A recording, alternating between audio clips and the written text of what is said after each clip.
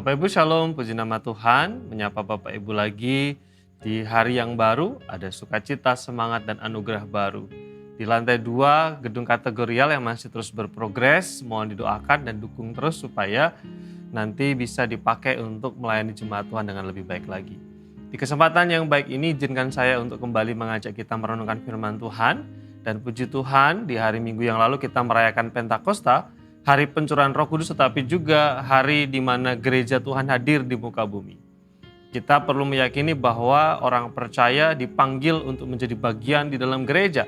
Orang percaya adalah gereja itu sendiri. Namun kadangkala ketika kita terlibat, ketika kita menjadi bagian dalam gereja, dalam sebuah persekutuan, kadang-kadang kita menemukan sesuatu yang tidak ideal. Ada konflik di sana, ada perbedaan pendapat di sana, dan berbagai macam hal yang lain. Kita harus mengakui bahwa gereja bukan surga. Kita harus mengakui bahwa ada hal-hal yang memang tidak ideal yang kita jumpai karena di sana tempatnya orang-orang yang sedang bertumbuh.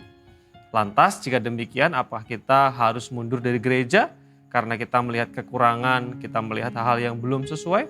Atau kita justru bertanggung jawab untuk merawat apa yang baik, menambahkan apa yang kurang, dan membuang apa yang negatif?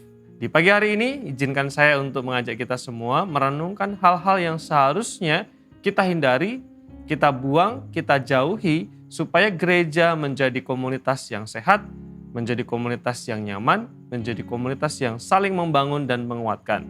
Hal yang harus kita hindari atau hal yang harus kita buang, yang pertama adalah gosip. Gosip, digosok semakin sip katanya. Firman Tuhan berkata, Amsal pasal 20 ayat 19, siapa mengumpat membuka rahasia, sebab itu janganlah engkau bergaul dengan orang yang bocor mulut.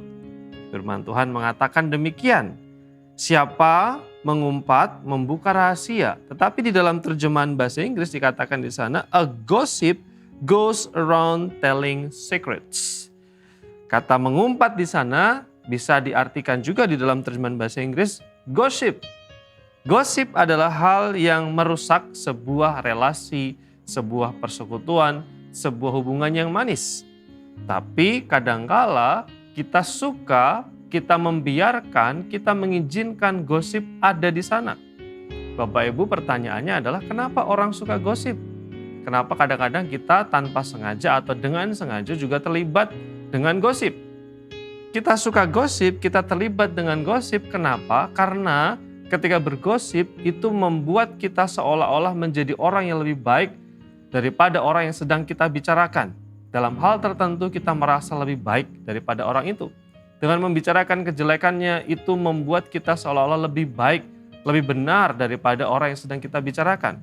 Kenapa kita suka gosip? Kadang-kadang gosip itu membuat kita menjadi orang yang lebih tahu dibandingkan dengan orang lain. Lalu ketika kita mengatakan, tahu nggak? Kamu sudah tahu belum, dan lain sebagainya. Kita membuat diri kita seolah-olah kita lebih tahu daripada orang lain. Kemudian ketika kita menceritakan sesuatu, kita seperti orang yang berjasa untuk orang lain. Padahal kita belum tentu tahu bahwa yang kita sampaikan itu benar atau salah. Itu gosip.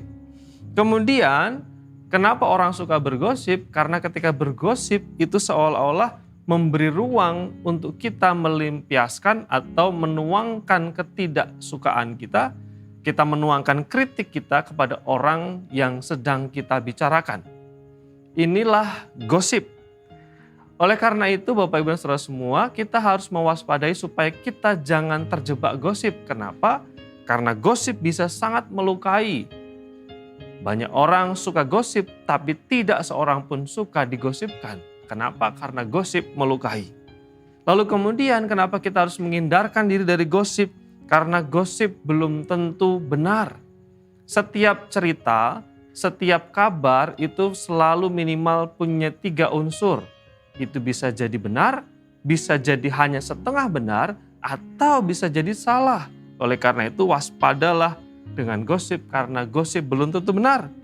Lalu kemudian gosip akan merusak kepercayaan. Bayangkan seandainya saudara adalah orang yang dipercaya mendengar cerita, lalu kemudian sudah cerita ke orang lain cerita kepada orang lain, apa jadinya sumber cerita itu?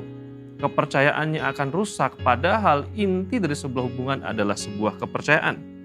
Lalu kemudian tanpa disadari, gosip akan merusak atau membunuh karakter seseorang. Jika ada sesuatu yang kurang beres, jika Anda melihat saudara kita sedang punya kelemahan, persoalan, jangan digosipkan, tetapi mari berlaku sebagai orang Kristen dewasa. Doakan, tapi juga kalau punya kesempatan, bicaralah secara pribadi, sampaikan apa yang saudara pikirkan, lalu kemudian kalau belum tentu kebenarannya, jangan diceritakan kepada orang lain. Ini adalah cara kita memperkuat relasi hubungan kita di dalam gereja. Kiranya firman Tuhan ini menolong kita semua. Mari kita berdoa. Bapa di surga, kami bersyukur karena kami mendapat firman Tuhan. Dan biarlah firman ini menolong kami untuk menguatkan satu dengan yang lain. Menolong orang lain bertumbuh di dalam Tuhan. Berkat-Mu atas kami semua hari ini. Dalam nama Yesus kami berdoa. Amin.